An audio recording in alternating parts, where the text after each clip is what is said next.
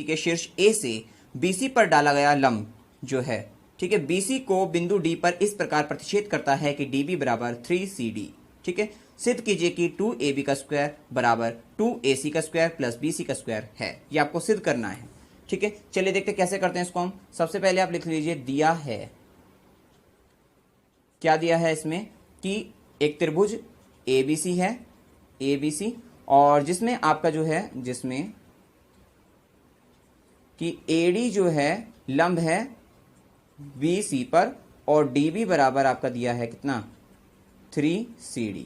ठीक है, फिर आप लिख दीजिए सिद्ध करना है, सिद्ध करना है 2AB का स्क्वायर बराबर 2AC का स्क्वायर प्लस BC का स्क्वायर। आइए देखते हैं कैसे करते हैं, इसको देख लीजिए आप।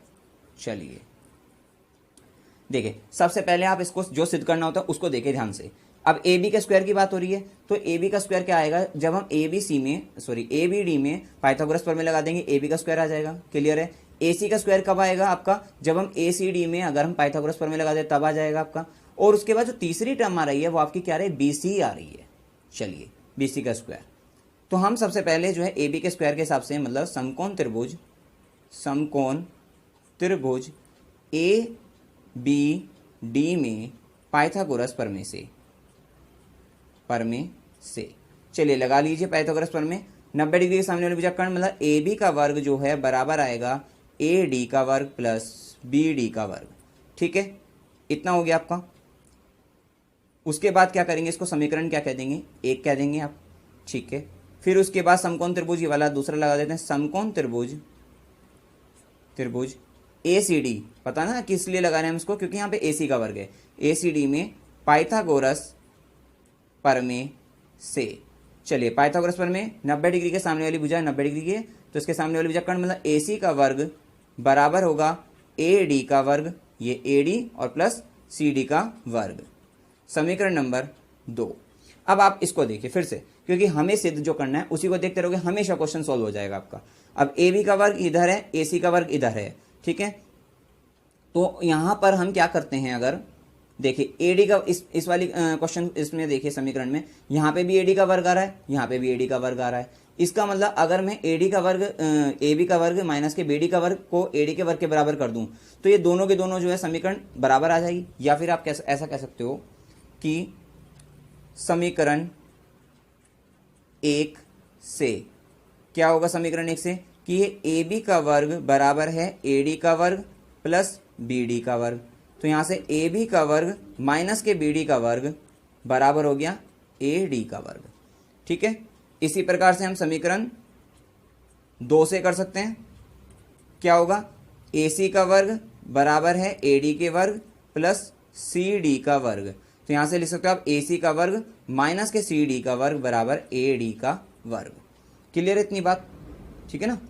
तो ये समीकरण 2 तो हो गई थी, इसको 3 मान लीजिए और इसको 4 मान लीजिए। ये भी AD के वर्ग के बराबर है, ये भी AD के वर्ग के बराबर है, इसका मतलब ये दोनों को हम बराबर कर सकते हैं। तो समीकरण 3 व 4 से क्या होगा, AB का वर्ग माइनस के BD का वर्ग बराबर होगा AC का वर्ग माइनस के CD का वर्ग। ठीक है, अब आप देखिए जो सिद्ध करना है, AB का वर्ग इस साइड है, आ गया, AC का वर्ग इस साइड है, आ गया, लेकिन हमारा क्या है, BC का वर्ग आना है बस अब जो है, और इनमें 2 की मल्टीप्लाई वो भी लानी है। ठीक है, लेकिन यहाँ पे BD आ रहा है, CD आ रहा है, इसका मतलब इन दोनों का काम तो नहीं, BC का काम है। तो अब हम देखते हैं, हमें कुछ दिया भी था, क्या दिया था हमें, DB बराबर 3CD के। ठीक है, चलिए अब हम इसमें क्या करते हैं, जो ये CD है इसे भी BC में कन्वर्ट कर लेते हैं, बदल लेते हैं। तो CD को क्या लिख सकते हैं, CD बराबर हो सकता है क्या, CD को लिख सकते हो आप, अगर मैं BC में से BC माइनस के BD कर दूं तो क्या होगा, CD आ जाएगी। मतलब पूरी BC में से अगर ये वाला पार्ट हटा देता हूं BD का, तो CD तो आती है। चलिए इतना लिख सकते हैं आप इसको। फिर उसके बाद हमने क्या करा, BC माइनस के, अब ये जो BD या DB बात एक ही है, 3CD के बराबर है, 3CD आप लिख दीजिए, चूंकि DB बराबर 3CD लिख सकते हो इतना। चलिए अब क्या करेंगे हम इसमें, यहां पर इतना तो हो गया आपका।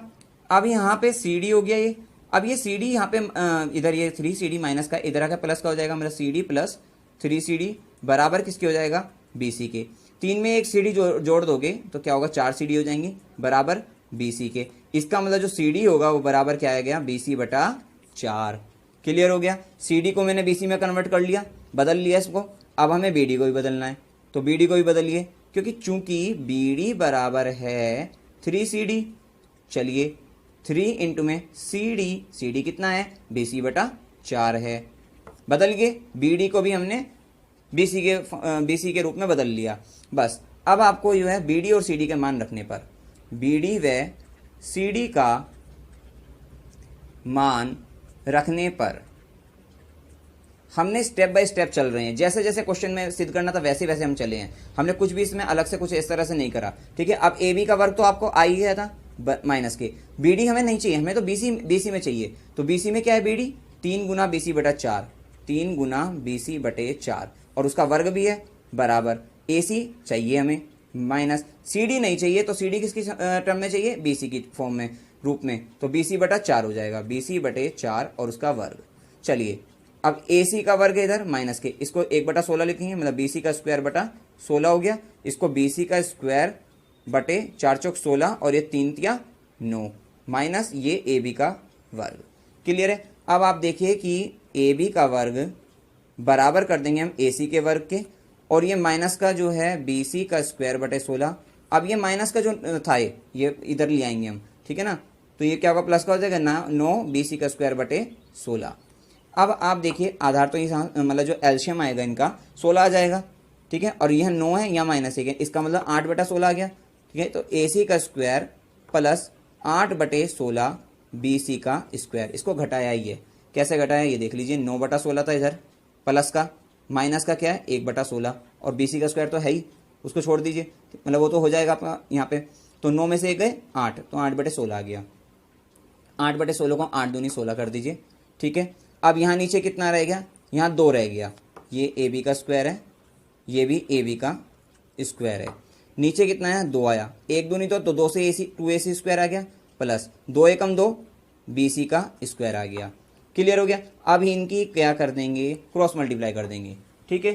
तो यहाँ से 2 की उसमें करेंगे तो 2AB का वर्ग बराबर आ गया कितना, बस 2AC का वर्ग और प्लस आपका BC का वर्ग।